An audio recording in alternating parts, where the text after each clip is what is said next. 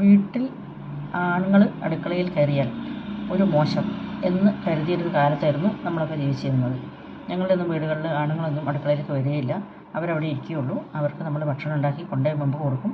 അവർ ഭക്ഷണം കഴിച്ച പ്ലേറ്റ് അങ്ങോട്ട് നീക്കി വെച്ച് എണീറ്റ് പോകും, കൈ കഴുകും, നമ്മൾ ആ പ്ലേറ്റ് എടുത്തുകൊണ്ടുവന്ന് കഴുകും. നമ്മളെന്ന് പറഞ്ഞാൽ സ്ത്രീകൾ. അത് അമ്മ ചെയ്യും. അത് കണ്ട് പെൺമക്കളെയും അതുപോലെ പറയും, ആ പാത്രം എടുത്ത് കഴുകി വെക്കും എന്ന് പറയും. പെൺമക്കൾക്ക് അവരുടെ പാത്രങ്ങൾ, കഴിച്ച പാത്രങ്ങളും കഴുകണം. ഈ പറഞ്ഞ വീട്ടിലെ ആങ്ങളെയോ അച്ഛനോ ആരാ ഉള്ളതെന്ന് വെച്ചാൽ അവരുടെ പാത്രങ്ങളും കഴുകണം. അവർ കല്യാണം കഴിഞ്ഞ് പോയതിന് ശേഷം അവരുടെ ഭർത്താവിൻ്റെതും വീട്ടിലെല്ലാവരുടെയും പാത്രം ഈ പെൺകുട്ടി വലുതായതിന് ശേഷം അവൾ കഴുകണം. അപ്പോൾ അവൾക്ക് മക്കളുണ്ടായി കഴിഞ്ഞാലും ആൺകുട്ടികളാണെങ്കിൽ നമ്മൾ ആൺകുട്ടികളെ ഒരിക്കലും അടുക്കളയിൽ വരണമെന്നോ എന്തെങ്കിലും പണികൾ സഹായിക്കണമെന്നൊന്നും പറയാറുമില്ല. അങ്ങനെ ചെയ്യാനും പാടില്ല എന്നുള്ള ഒരു കാലമായിരുന്നു കുറേ മുമ്പുള്ളത്. ഇന്നത് ഒരുപാട് വ്യത്യാസം വന്നിട്ടുണ്ട്.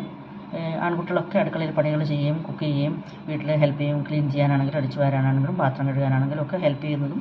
പിന്നെ കുറേ വീടുകളിൽ കണ്ടിട്ടുണ്ട് അവരവർ കഴിച്ച പ്ലേറ്റ് അവരവർ കഴുകി വെക്കുക. അത് ഭർത്താവായാലും മോനായാലും മോളായാലും അമ്മയായാലും എല്ലാവരും അവരവരുടെ പാത്രങ്ങൾ അവർ കഴുകുക എന്നുള്ളത് അതൊരു നല്ല കാര്യമായിട്ട് എനിക്ക് തോന്നുന്നത്.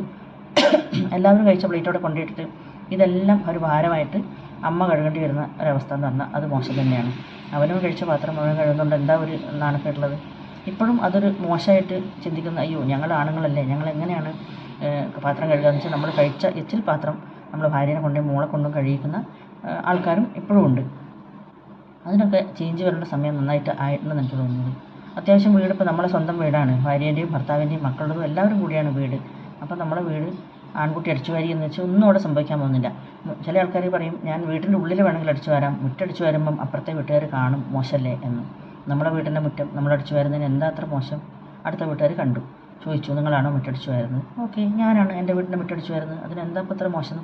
അങ്ങനെ ചിന്തിക്കേണ്ട ഒരു കാലത്തേക്ക് നമ്മൾ എത്തിയിട്ടുണ്ട്. നമ്മുടെ വീട്ടിലെ എല്ലാ പണികളും, അടിച്ചു വാരലായാലും കക്കൂസ് കഴുകലായാലും മുറ്റടിച്ചു വാരലായാലും പാത്രം കഴുകലായാലും എല്ലാവരുടെയും തുണികൾ വാഷിംഗ് മെഷീനിൽ കൊണ്ടുപോയിട്ട് കഴുകി അയയിൽ വിരിച്ചു വെക്കുന്നതാണെങ്കിലും അത് അച്ഛനും ചെയ്യാം, അമ്മക്കും ചെയ്യാം, ആൺമക്കൾക്കും ചെയ്യാം, എല്ലാവർക്കും ചെയ്യാം.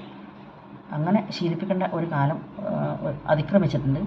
അഥവാ അങ്ങനെ അവർ ചെയ്യുന്നില്ലെങ്കിൽ അത് ആ വീട്ടിലെ അമ്മയുടെയും അച്ഛൻ്റെയും കഴിവുകളുണ്ട്. അമ്മയുടെയും തന്നെ പറയാം. അവർ ചെറുപ്പം മുതലേ ശീലിപ്പിക്കാത്തത് കൊണ്ടാണല്ലോ ഈ കുട്ടികൾ അങ്ങനെ ശീലിക്കാത്തത്.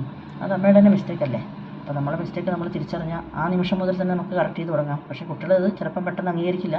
ഇന്നലെ വരെ ഞാൻ കഴുകാത്ത പാത്രം ഞാൻ ഇന്ന് കഴുകണോ എന്നവർക്ക് ചിലപ്പം ഇത് വരികയായിരിക്കും. പക്ഷേ നമുക്ക് അത് തിരിച്ചറിവുണ്ടായ ആ നിമിഷം മുതൽ തന്നെ നമ്മുടെ കുട്ടികളോട് പറയണം, നാളെ മുതൽ നിൻ്റെ പാത്രം നീ കഴുകണം എന്ന് പറയുന്നതിൽ ഒരു തെറ്റുമില്ല എന്നാണ് തോന്നുന്നത്, അല്ലേ?